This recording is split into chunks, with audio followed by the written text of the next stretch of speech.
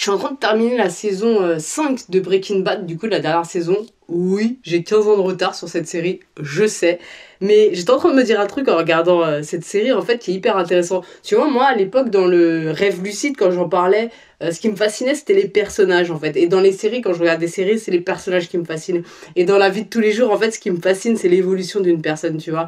Comment une personne, en fait, peut évoluer au fur et à mesure des années et complètement se révéler à elle-même, tu vois. Et ça, c'est un truc que je kiffe trop, en fait. Et j'aime trop moi-même me voir évoluer. J'aime trop moi-même me voir me révéler petit à petit. Et ça, c'est hyper intéressant parce que je regardais la série, tu vois, et je me disais, le personnage principal, pour ceux qui connaissent, tu vois, par rapport au début de la série, le type de personne que c'est, le caractère qu'il a, tu vois, c'est un professeur un petit peu qui s'ennuie dans sa vie, un peu mal à l'aise facilement, etc.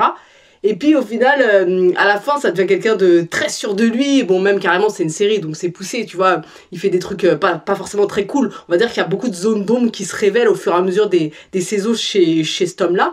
Mais en tous les cas, il y a une vraie révélation de nouvelles parts. Et quelque part, le personnage, à la base, il était tout étriqué. Il est, comment dire, il est tout rigide. Il est finalement très peu intéressant. Et il devient, avec le temps, de plus en plus intéressant parce qu'il révèle de plus en plus de parts de lui. Et quelque part, il devient de plus en plus complet. Et ça, c'est un truc qui m'a toujours fait kiffer. Je te dis, même dans les rêves, quand j'en parlais à l'époque, c'est vraiment le relief des personnages. Et même dans les séries, en fait, pour moi, une bonne série, c'est quand les personnages, ils ont, tu vois, tu découvres beaucoup de parts d'eux-mêmes, tu découvres des subtilités, tu découvres des paradoxes dans leur personnalité. Et pourquoi je te dis ça? Parce que, en fait, nous-mêmes, on est comme ça. Nous-mêmes, en fait, on est hyper plein de paradoxales. Il y a plein de parts en nous qu'on n'accepte pas, qu'on veut pas voir. On montre certaines parts à certaines personnes et puis d'autres à d'autres personnes. Et puis, on a souvent l'impression de porter des masques, de jouer des personnages. On se rend compte qu'on n'est pas forcément nous-mêmes dans telle ou telle circonstance. Et ce qui est intéressant, c'est d'avoir vraiment conscience de qui on est, de vraiment s'observer au quotidien et de se poser la question, est-ce que je me sens moi-même dans ma vie ? Est-ce que tu te sens toi-même dans ta vie, en fait? Et il y a fort à parier que tu puisses te dire, ah, je me sens pas toujours moi-même. C'est vrai que des fois, j'ai le sentiment d'être coincée dans un personnage, coincée dans mes masques et je parviens pas à faire autrement. Et si c'est le cas, en fait, il y a fort à parier que t'as beaucoup de choses encore à révéler de toi-même, en fait.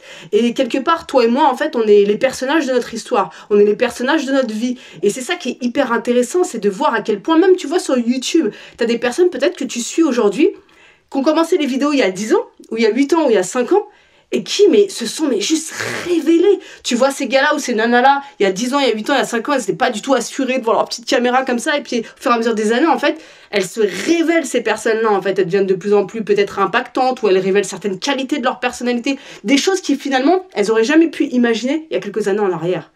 Et là où je veux en venir, c'est que toi, où que t'en sois dans ton chemin aujourd'hui, en fait, peu importe que tu considères que tu sois pas vraiment toi-même, que tu manques de confiance en toi, t'as ce potentiel de te révéler, t'as ce potentiel d'exprimer de nouvelles parts de toi et de devenir un nouveau personnage dans ton histoire, tu vois, un personnage qui a évolué. Et c'est hyper intéressant de voir à quel point quand on s'identifie très fort à certaines caractéristiques de soi, comme je n'ai pas confiance, ce genre de choses, à quel point on est coincé dans un personnage. Pour moi, en fait, la différence entre quelqu'un qui, quelque part, vit et exprime sa vraie personnalité et quelqu'un qui n'exprime pas sa vraie personnalité, qui est dans un espèce de costume, c'est le fait de se sentir enfermé, de se sentir libre. Si tu te sens enfermé en toi, il y a fort à parier que tu sois coincé sous des masques, que tu aies des blessures à peut-être guérir, etc. Si tu te sens libre, peu importe ce que tu es en train d'exprimer, pour moi, ta vraie personnalité, elle n'a pas d'étiquette, tu vois. Peu importe, elle est évolutive, elle est flexible, je t'en ai déjà beaucoup parlé. Mais si tu te sens coincé comme ça, c'est qu'il y a quelque chose, il y a des couches à enlever, comme des vêtements qu'on enlèverait. Parce que depuis que t'es enfant, en fait, ce qui s'est passé, c'est que avec tous les conditionnements, toutes les croyances, toute ton expérience, ça a comme ça rajouté des couches et des couches et des couches et des couches sur toi. Et aujourd'hui, tu sais plus trop qui t'es parmi toutes ces couches, enfin sous toutes ces doudounes, ces couches. Et faut enlever les vêtements petit à petit. Faut se découvrir, faut se révéler. Et comment tu fais ça? Tu vois, c'est un peu comme les personnages d'une histoire, d'une série, en fait, tu vois. Ce qui se passe en fait dans une série souvent, ou même dans les jeux vidéo, ce qui se passe souvent dans les séries en fait, c'est que le personnage, d'un coup, il a une vie quelconque, tu vois, dans laquelle il exprime certaines choses de sa personnalité, il se sent pas forcément bien, etc.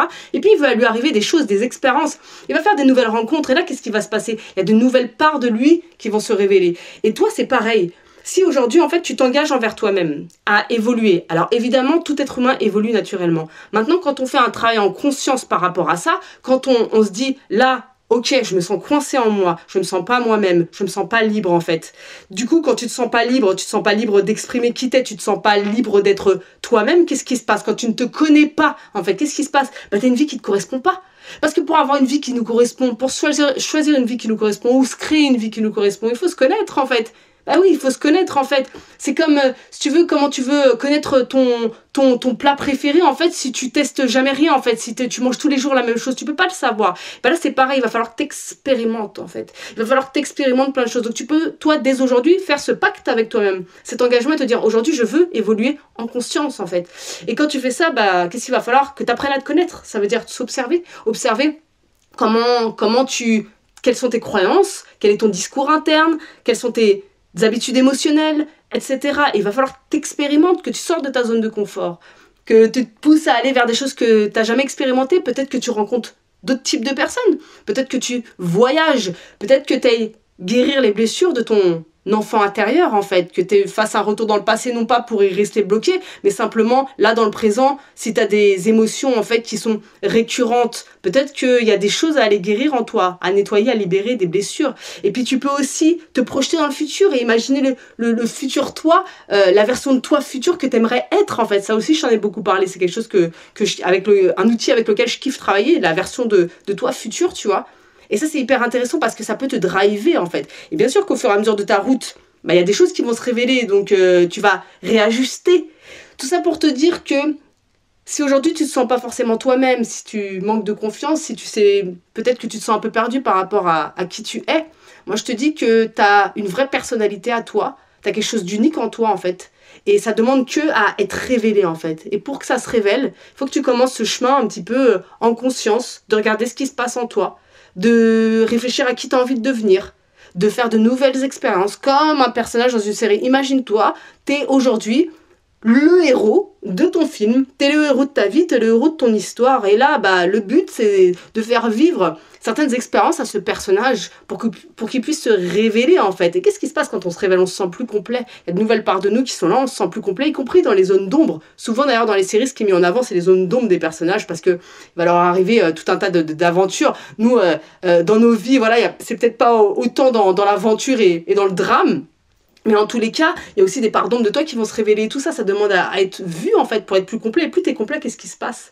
Bah, tu te sens libre, en fait. Tu te sens bien, en fait. Tu te sens bien dans ta vie. Tu vois ce que je veux dire? Et c'est là tout l'enjeu, en fait, de se sentir bien, pour pouvoir commencer à se créer une vie qui nous correspond, en fait. Tu peux pas te créer une vie qui te correspond si, à la base, t'es coincé dans un personnage qui t'appartient même pas, en fait, tu vois?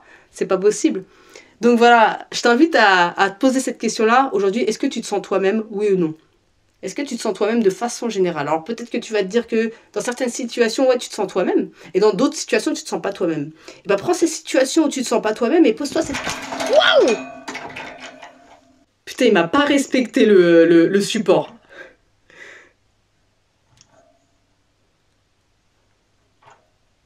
Bon, je te disais, pose-toi cette question dans les situations où tu te sens pas toi-même, en fait. Dans ces situations-là, tu te sens pas toi-même. Bah pose-toi la question, pourquoi tu te sens pas toi-même, en fait? Qu'est-ce que ça voudrait dire être toi-même, peut-être? Qu'est-ce que t'as ressenti à ce moment-là, en fait? Quel masque t'étais en train de porter? Quelle image t'as de toi-même? Est-ce que t'es en train d'être peut-être trop attaché à ce que les autres pensent potentiellement de toi et que ça te bloque? Tu vois, pose-toi ces questions-là, en fait. Comment ce travail-là?